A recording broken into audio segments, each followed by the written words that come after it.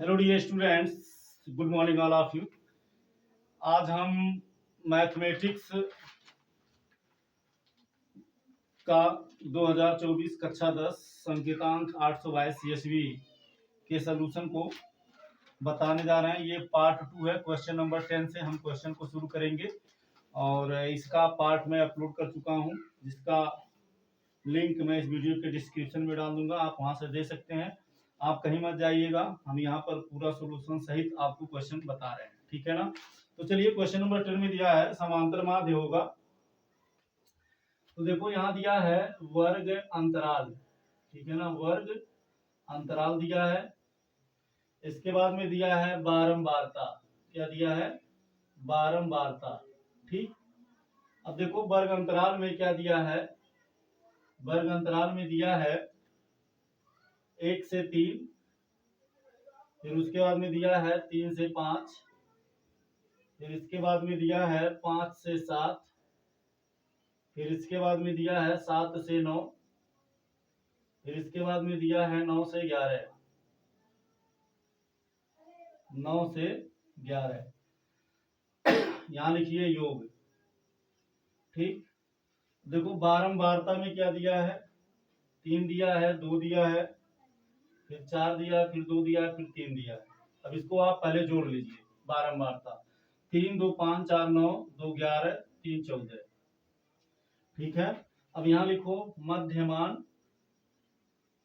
इसको हम रिप्रेजेंट करते हैं यक्स से, बारंबारता को यक्स से, और यहाँ लिखिए यफ इंटू यक्स।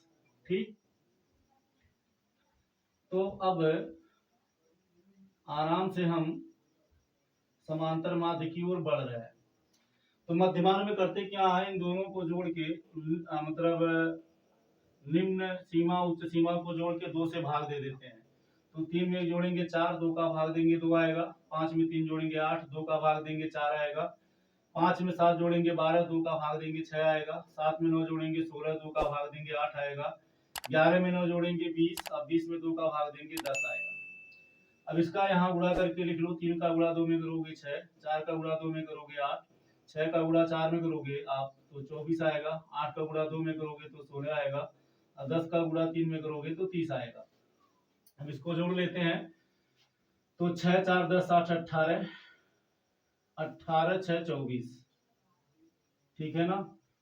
और 3 1 4 2 6 2 8, ठीक है ना। तो 84 आ गया। यहाँ लिखो, इसलिए समांतर माध्य एक्स बराबर होता है सिग्मा एफ एक्स अपान सिग्मा एफ। तो सिग्मा एफ एक्स की जगह पे 84 बटे सिग्मा एफ की जगह, सिग्मा एफ का मतलब एफ फ्रीक्वेंसी के सभी पदों का योग 14 है। तो 14 6 84, तो इसका आंसर 6 हो गया। और जो कि आपका सही ऑप्शन है, सही ऑप्शन है डी नंबर, ठीक है ना। तो डी नंबर बिल्कुल सही है और यही आपका आंसर हो गया। देखो 11 नंबर में ये भी सवाल हम कहते थे बार बार आएगा। देखो आया है साइन साइन 27 अपान अपान कॉस 63 का मान होगा। तो देखो क्या करो, दोनों में से किसी एक को चेंज कर दो। तो चलो साइन 27 को हम चेंज कर देते हैं। तो जब ऊपर का चेंज करेंगे तो नीचे वाले को 90 में से घटा देंगे, -63। क्योंकि 90 में से 63 जाएगा तो 27 आ जाएगा। 90 से 63 जाएगा 27 आ जाएगा। अपान हो गया cos 63। अब आप जानते हो साइन 90 अंश माइनस थीटा बराबर cos थीटा होता है। तो बराबर हो जाएगा cos थीटा की जगह पे 63 है तो 63, और अपान हो जाएगा cos 63। तो cos 63 का cos 63 में डिवाइड करेंगे, आंसर वन आएगा। तो ये जो सही है, ये आपका ऑप्शन नंबर ए बिल्कुल सही जवाब है, ठीक है ना। अब इसके बाद में हम आ जाते हैं क्वेश्चन नंबर 12 पे। क्वेश्चन नंबर 12 में दिया है cos a बराबर √3/2। cos a बराबर दिया है √3/2, तो sin 2a का मान होगा। तो देखो cos a बराबर √3/2 है, या आप इसको लिख सकते हो cos a इक्वल टू √3/2 की जगह पे लिख सकते हो cos 30 डिग्री। cos 30 का मान √3/2 होता है। देखो cos से cos कैंसिल हो जाएगा, तो a बराबर कितना आ गया 30 डिग्री, ठीक है ना। यहाँ लिखो, इसलिए sin 2a इक्वल टू हो जाएगा sin 2 इंटू ए की जगह पे 30 अंश बराबर हो जाएगा साइन 60 अंश, और साइन 60 अंश का मान √3/2। तो √3/2, तो इसका मतलब ये हो गया आपका, क्या हो गया, डी नंबर बिल्कुल सही जवाब, और यही आपका आंसर हो गया। ठीक है ना। इसके पश्चात यह है 13 नंबर में 1 + tan स्क्वायर ए अपान 1 + cot स्क्वायर ए का मान होगा। तो देखो 1 + tan स्क्वायर ए अपान 1 + cot स्क्वायर ए। अब देखो क्या है, ये सूत्र होता है, आप पढ़े होंगे, 1 + tan स्क्वायर थीटा बराबर होता है sec स्क्वायर थीटा, तो हो गया sec स्क्वायर थीटा। अच्छा यहाँ ए है तो ए लिख देंगे, और 1 + cot स्क्वायर थीटा बराबर होता है कोसेक स्क्वायर थीटा, तो यहाँ हम लिख देंगे कोसेक स्क्वायर थीटा की जगह पे यहाँ ए है तो ए लिख देंगे। अब देखिए sec स्क्वायर बराबर होता है, sec बराबर 1/cos, तो 1 हो जाएगा cos स्क्वायर है तो cos स्क्वायर है। अब कोसेक बराबर होता है 1/sin, तो जाएगा 1/sin स्क्वायर है तो sin स्क्वायर लिख देते हैं। ठीक है ना, sin स्क्वायर ए 1 का स्क्वायर 1 होगा, ये ऊपर जाएगा ये यहाँ आ जाएगा, तो जाएगा sin स्क्वायर ए अपान cos स्क्वायर ए। अब sin स्क्वायर ए बटे cos स्क्वायर, sin अपान ए बराबर होता है tan ए, sin अपान cos क्या होता है, tan होता है, तो बराबर हो जाएगा tan स्क्वायर है तो स्क्वायर लिख देते हैं tan स्क्वायर है। तो ये हो गया हमारा सही जवाब, और ये हमारा उत्तर हो गया क्वेश्चन नंबर डी। ठीक है ना। तो क्वेश्चन नंबर 13 का जो सही जवाब है क्वेश्चन नंबर डी है। ठीक है ना। तो चलिए आप इसका फटाफट स्क्रीनशॉट ले लीजिए, इसके बाद में फिर हम देखते हैं नेक्स्ट क्वेश्चन।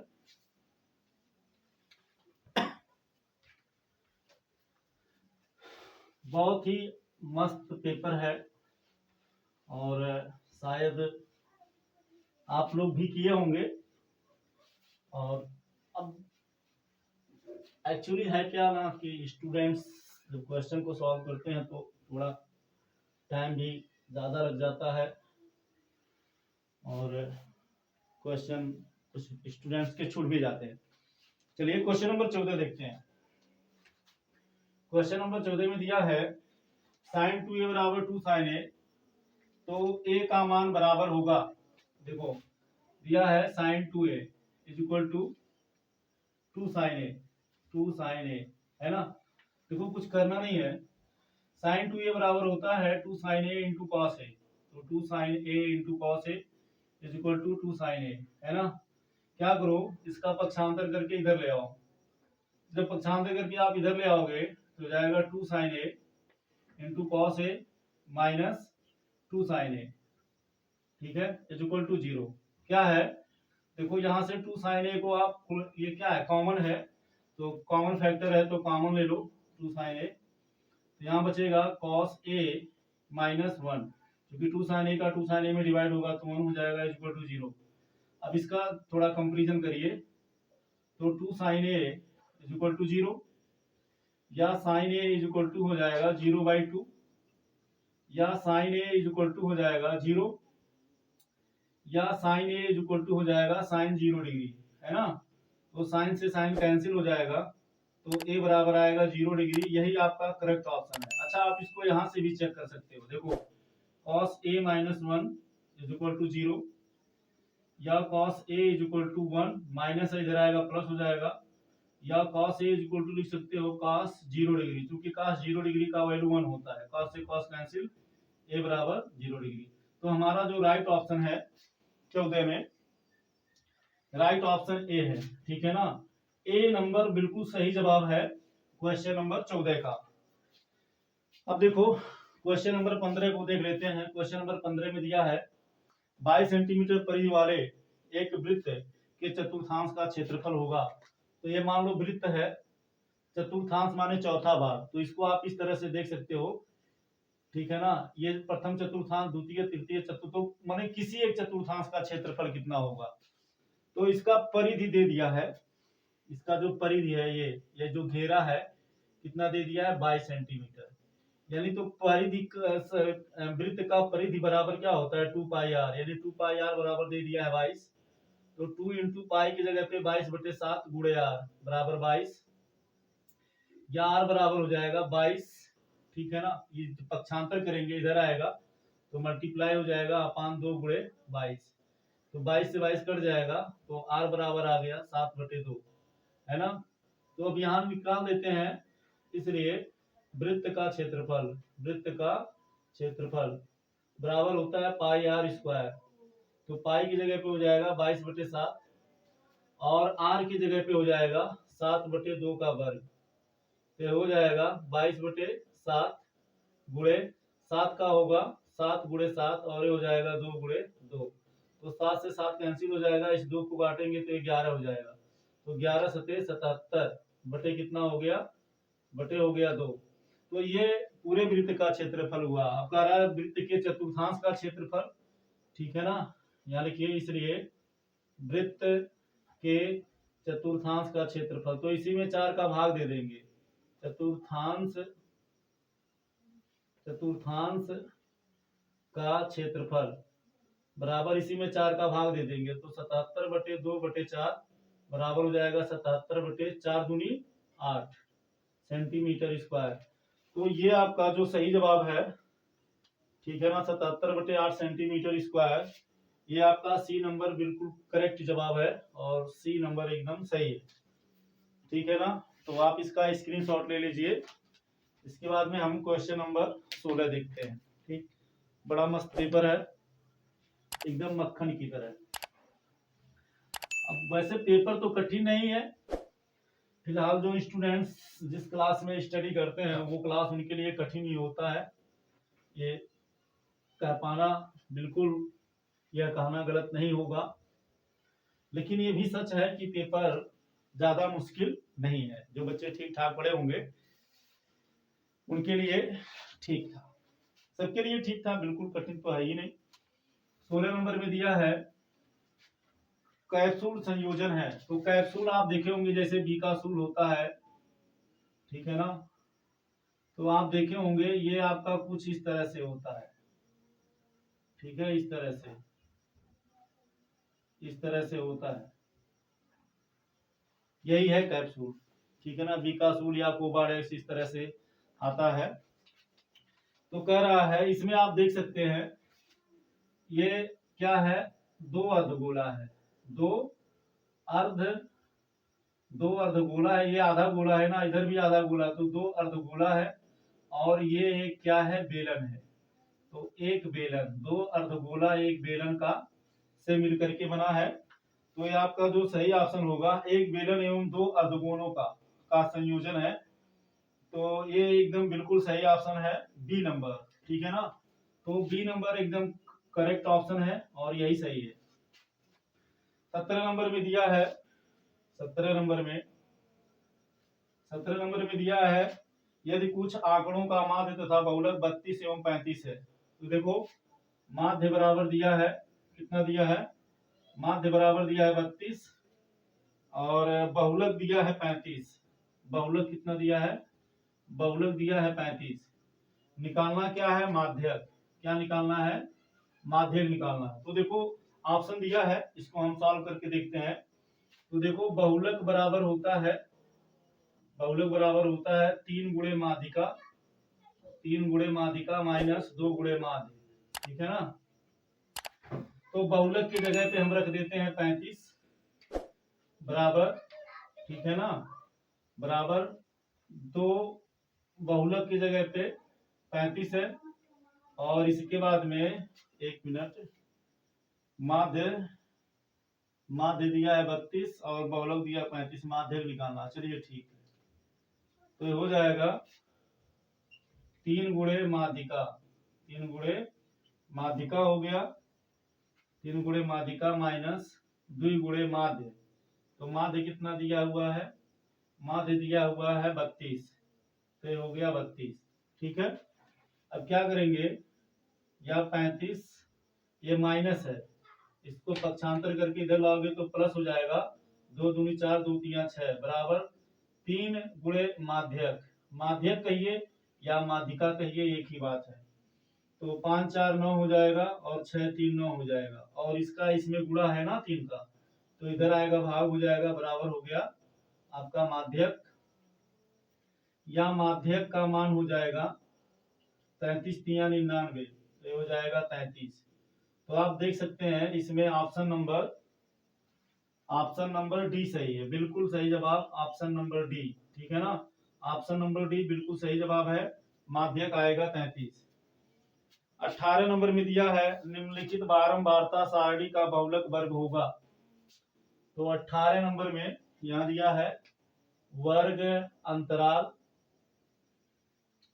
इसके बाद में दिया है बारंबारता। तो वर्ग अंतराल में है 0 से 5, फिर 5 से 10, फिर 10 से 15, फिर 15 से 20, फिर 20 से 25। ठीक है ना, ये हो गया। और बारंबारता है 8, फिर है 7, फिर है 18, फिर है 19, फिर है 6। अब इसमें आपको बताना है बहुलक वर्ग कौन है। तो ये आपका ऊपर वाला वर्ग है और नीचे वाला बारंबारता। बारंबारता का मतलब किस वर्ग में ज्यादा संख्याएं हैं। तो आप देख सकते हो सबसे ज्यादा अधिक बारंबारता 19 का है। तो ठीक है ना, तो बहुलक वर्ग बराबर हो जाएगा आपका बहुलक, जिसकी बारंबारता ज्यादा होगी वही बहुलक वर्ग होगा। तो बहुलक वर्ग बराबर 19, बारंबारता सबसे ज्यादा है तो बहुलक वर्ग हो गया 15 से 20। ठीक है ना, ये आपका करेक्ट ऑप्शन है।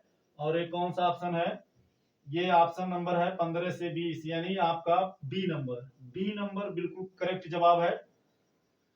तो ये हो गया क्वेश्चन नंबर 18। क्वेश्चन नंबर 19 दिया है दो पासों को एक साथ उछालने पर दो पासों से प्राप्त संख्याओं का योगफल 10 होने की प्रायिकता ज्ञात करिए। तो ये भी बिल्कुल आसान है। देखिए, अगर दो पासों को आप एक साथ उछालते हो तो कितनी संभावनाएं हो सकती हैं। देखो, मान लो पहले पे एक आ गया, दूसरे के पे दो आ गया, दोनों पे एक एक आ गया, या एक दो आ सकता है कि पहले के वाले पे एक आ गया और दूसरे के वाले पे दो आ गया, या ऐसा भी हो सकता है 1,3 आ जाए, 1,4, 1,5, 1,6। ठीक है ना, या ऐसा भी हो सकता है 2,1 आ जाए, फिर 2,2 आ जाए, फिर 2,3 आ जाए, फिर 2,4 आ जाए, फिर 2,5 आ जाए, फिर 2,6 आ जाए। ऐसा भी हो सकता है 3,1 आ जाए, 3,2 आ जाए, 3,3 आ जाए, फिर 3,4 आ जाए, फिर 3,5 आ जाए, फिर 3,6 आ जाए। ऐसा भी हो सकता है 4,1 आ जाए, 4,2 आ जाए, 4,3 आ जाए, 4,4 आ जाए, 4,5 आ जाए, या 4,6 आ जाए। ऐसा भी हो सकता है 5,1 आ जाए, 5,2 आ जाए, 5,3 आ जाए, 5,4 आ जाए, 5,5 आ जाए, 5,6 आ जाए। ऐसा भी हो सकता है 6,1 आ जाए, 6,2 आ जाए, 6,3 आ जाए, 6,4 आ जाए, 6,5 आ जाए और 6,6 आ जाए। तो कुल संभावना कितना हो गया, 1 2 3 4 5 6, 1 2 3 4 5 6, तो कुल 36 संभावना हो गया, छवक 36। अब कह रहा है प्राप्त अंकों के संख्याओं का योगफल 10 होने की प्रायिकता। तो इस लाइन में 1 1 2 2 1 3 3 1 4 4 1 5, इसमें तो 10 नहीं बनने वाला है, तो ये तो इसमें से 10 बनेगा ही नहीं। इसमें से भी किन्हीं भी दो अंकों को जोड़ने पे 10 नहीं बनेगा। 2 1 3 2 2 4 3 2 5 4 2 6 5 2 6 2, इसमें से भी नहीं बनेगा। और इसमें से भी नहीं बनने वाला है 3 1 4 3 2 5 5 3 8 3 5 8 6, इसमें से भी नहीं बनेगा। इसमें से बन जाएगा 4,6 का 10 हो जाएगा, एक ये हो गया। इसमें आ जाते हैं, इसमें 5,5 5 5 10, एक यहाँ बन जाएगा और एक यहाँ से बन जाएगा 6,4 6 4 10। तो 10 अंकों का योगफल 10 होने की प्रायिकता यानी कुल के कितनी संभावनाएं हैं, 1 2 3 है। ठीक है ना, तो ये हो जाएगा 10 यहाँ प्राप्त अंकों के योग 10 होने की प्रायिकता, 10 होने की प्रायिकता बराबर हो जाएगा कुल क्या संभावना है 3। ठीक है ना, 10 होने की कुल संभावना 3 है, कितने में 36 में, तो बटे 36 हो गया, 3 एकम 3, 3 एकम 3, 3 दूनी 6, 1/12। तो ये आपका ऑप्शन नंबर ए एकदम बिल्कुल जवाब सही है, ऑप्शन नंबर ए बिल्कुल करेक्ट सही जवाब है। ठीक है ना, फिर कह रहा है एक पासे को एक बार फेंकने पर सम संख्या प्राप्त होने की प्रायिकता। अच्छा देखो 20 नंबर में, जब आप एक पासे को फेंकोगे तो 1 भी आ सकता है, 2 भी आ सकता है, 3 भी, 4 भी, 5 भी, 6 भी। देखो क्या है ना, 1 से 6 तक के अंक होते हैं। 1 से 6 तक में से कोई भी अंक आ सकता है, ठीक है ना। 1 भी आ सकता है, 2 भी, 3, लेकिन कह रहा है सम संख्या। तो सम संख्या होने की प्रायिकता 1 2 है, 1 4 है, 1 6, यानी कुल संख्याएं 3 है। तो प्रायिकता बराबर हो जाएगा 3, कुल संभावना कितना है 6, तो 3/6, 3 एक कम 3, 3 दूनी 6, 1/2, और 1/2 एकदम बिल्कुल सही सही आंसर है। और ये आपका सी फॉर शिमला बिल्कुल सही जवाब, या सी फॉर चेन्नई भी कह सकते हैं। तो 20वां का सी नंबर बिल्कुल सही जवाब है। तो डियर फ्रेंड, ये हमारा ऑब्जेक्टिव क्वेश्चन टोटल खत्म होता है, और नेक्स्ट क्वेश्चन के वीडियो हम नेक्स्ट पार्ट में अपलोड करेंगे। और ये वीडियो आपको कैसा लगा जरूर कमेंट करके बताइएगा। Thank you so much. जय हिंद।